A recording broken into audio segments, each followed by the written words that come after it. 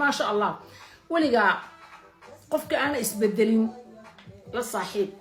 ولقى يا الله أنا قفك مركو دونه كتشعل ومركو دونه كل صهر له الله كمروا بكاور هيا حالة ده للصعدة كامروا بلا صاحب ولا رفيق وايو دد واحد جراه صنفات بدن له وبلشدنا كبوحه marka doonayna kula soo hadlo marka doona ya marka صنفات waxa lagu dadka isticmaalo waa dadka xanuunsanaya maskaxiyan aqliyan xaqiiqatan marka wixii aad waliga taqaanay kula jaan qaadi kara kula hadli jiray ku yaqaan la saaxiibka